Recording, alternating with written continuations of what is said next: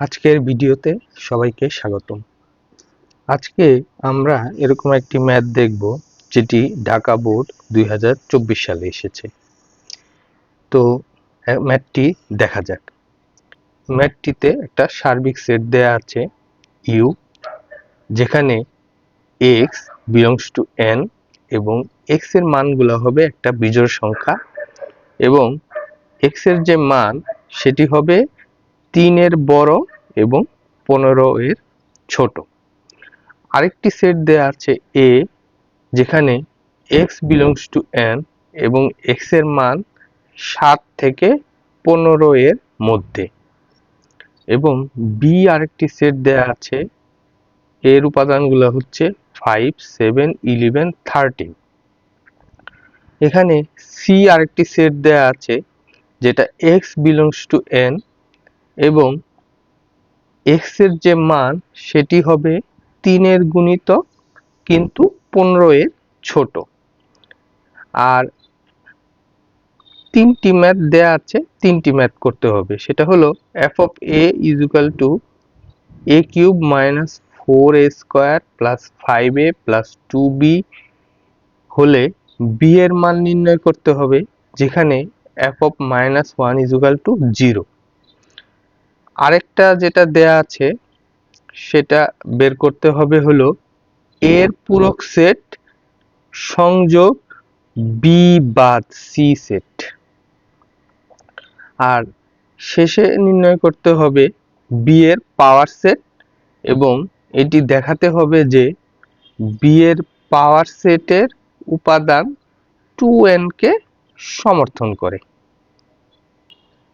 প্রথম ম্যাথটি করি। প্রথম ম্যাথটিতে f of a is equal to a cube minus 4a square plus 5a plus 2b দেয়া আছে। এখান থেকে b এর মান বের করতে হবে এবং কন্ডিশন দেয়া আছে যে f of minus 1 is equal to 0।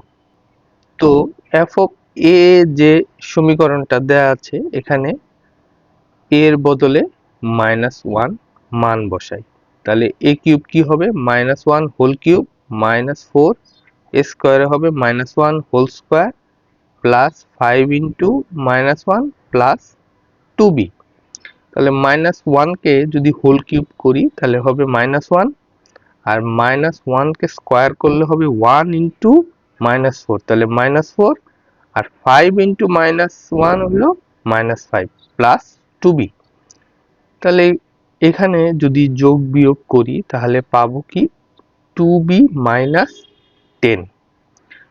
তো আমাদের যে কন্ডিশন দেয়া আছে সেটি হচ্ছে যে f of -1 is equal to 0। তা আমরা এখানে f of -1 এর মান কি পেলাম 2b মাইনাস 10, অর্থাৎ তাহলে f of -1 পেলাম কি 2b minus 10 is equal to 0। এখন এই 10 কে যদি এই পাশে নিয়ে আসি তাহলে b এর মান পাবো কি 5। এটি হচ্ছে আনসার। দ্বিতীয় যে ম্যাথটি, সেখানে সার্বিক সেট দেয়া আছে, যেখানে x বিলংস টু n এবং x হবে একটা বিজোড় সংখ্যা এবং x এর মান হবে 3 থেকে 15 এর মধ্যে। তাহলে x এর মান হবে 3 এর বড়। 3 এর বড় বিজোড় সংখ্যাগুলো কি 5, 7, 9, 11, 13, যেহেতু বলেছে যে 15 এর ছোট হবে। আরেকটা সেট দেয়া আছে a x belongs to n, এখানে x এর মান 7 এর বড় 15 এর ছোট। তাহলে 7 এর বড় এবং 15 এর ছোট যে মানগুলা কি হবে 8, 9, 10, 11, 12, 13, 14। কিন্তু এখানে একটি শর্ত হচ্ছে যে a হচ্ছে সার্বিক সেটের একটা উপসেট। যেহেতু সার্বিক সেটের মানগুলা হবে বিজোড় 5, 7, 9, 11, 13, সেহেতু এই মানগুলার মধ্যে এই যে 7 এর থেকে বড় কিন্তু 15 এর থেকে ছোট মানগুলো নিতে হবে। তাহলে 7-এর থেকে বড় কিন্তু 15 এর ছোট মানগুলা কি হবে? 9, 11, 13।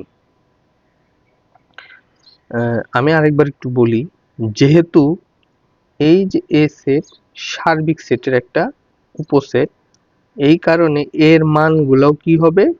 ইউ এর অর্থাৎ সার্বিক সেটের অন্তর্ভুক্ত হতে হবে। তাহলে সার্বিক সেটের অন্তর্ভুক্ত 7 থেকে 15 এর মধ্যে যে মানগুলা সেটা কি? 9, 11, 13। আর বি সেটের উপাদানগুলা দেয়াই ছিল 5, 7, 11, 13। এবং সি একটা সেট, সেখানে বলা আছে কি x belongs to n, যেখানে x এর মান হবে 3 এর গুণিতক কিন্তু 15 এর ছোট।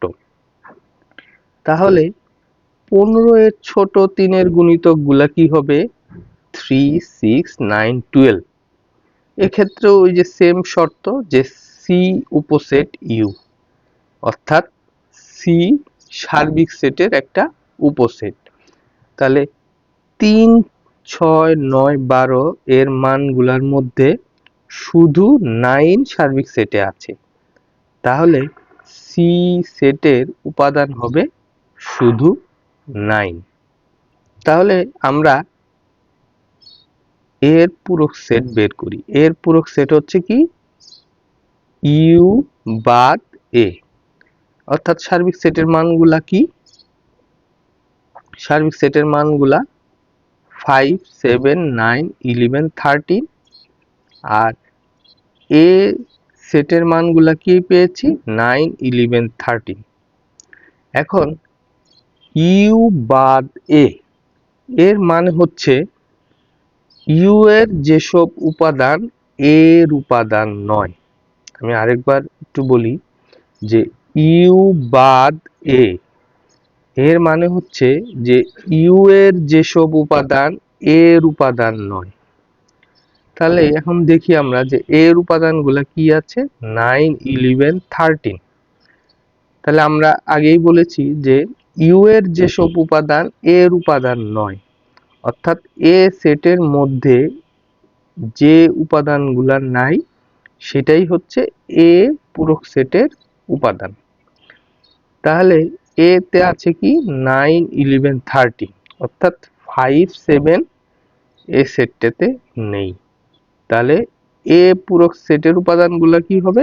5, 7, অর্থাৎ 5, 7 এ সেটের মধ্যে নেই। এখন আমরা আরেকটা বের করি যে বি বাদ সি। তাহলে বি এর উপাদানগুলা 5, 7, 11, 13 আর সি আমরা পেয়েছি 9। ঠিক সেম ভাবে এখানে আমরা বলতে পারি যে বি বাদ সি মানে বি এর যেসব উপাদান সি এর উপাদান নয়। তাহলে এখানে বি এর 5, 7, 11, 13 উপাদানগুলা সি এর মধ্যে নেই। তাহলে বি বাদ সি এর উপাদানগুলা কি হবে? 5, 7, 11, 13। আমাদের এই ম্যাথটিতে বের করতে হবে যে এ পূরক সেট ইউনিয়ন বি বাদ সি। তাহলে এ পূরক সেটের মান কি পেলাম? 5, 7। এই 5, 7 বসালাম ইউনিয়ন, আর বি বাদ সি এর মান কি পেলাম? 5, 7, 11, 13। 5, 7, 11, 13, অর্থাৎ এ পূরক সেট ইউনিয়ন বি বাদ সি এর মানগুলা হবে কি? এই দুইটি সেটের মধ্যে যে সাধারণ উপাদানগুলা আছে সেই সাধারণ উপাদানগুলা নিয়ে গঠিত যে সেট, সেটাই হবে কি এর মান। তাহলে এই দুইটা সেটের মধ্যে সাধারণ উপাদান কি আছে? 5, 7, 5, 7, এখান থেকে 5, 7 নিলাম, আবার 11, 13, 11, 13, অর্থাৎ দুইটার সাধারণ উপাদান নিয়ে যে সেট সেটাই হচ্ছে কি এই দুইটার উপাদানগুলা। তৃতীয় যে ম্যাথটি সেটিতে বি সেটের উপাদান দেয়া আছে 5, 7, 11, 30। এখান থেকে আমরা প্রথমে বের করি বি এর পাওয়ার সেট। তাহলে পাওয়ার সেট হলো যে এই যে সেট দেওয়া আছে এই সেটগুলা দিয়ে যতটি বা যত ধরনের উপসেট তৈরি হবে সেটাই হলো কি বি এর পাওয়ার সেট। তাহলে আমরা দেখি যে এখান থেকে কি কি উপসেট হয়। তাহলে 5 একটা উপসেট, 7, 11, 13, তারপর জোড়ায় জোড়ায় 5 7 5 7 5 11 5 11, পরে 5 13 5 13, আবার এটা দিয়ে 7 11 7 11 7 13 7 13 11 13 11 13। এখন তিনটি করে নিয়ে দেখি 5 7 11 5 7 11 5 7 13 5 7 13 5 11 13 5 11 13।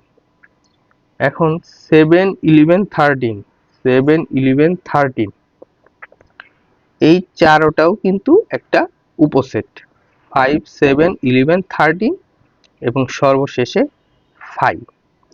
তাহলে প্রথমে যে বি সেটটি দেয়া আছে এর উপাদান সংখ্যা হচ্ছে 1 2 3 4টি, অর্থাৎ n ইকুয়াল টু 4।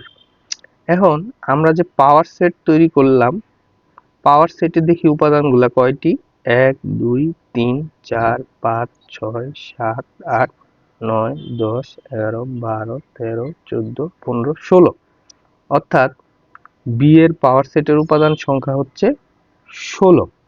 তাহলে 16কে আমরা 2 টু দি পাওয়ার 4 দ্বারা প্রকাশ করতে পারি। এই 4 কি, এই হচ্ছে n, অর্থাৎ n সমান 4, অর্থাৎ আমরা লিখতে পারি কি 2 টু দি পাওয়ার n।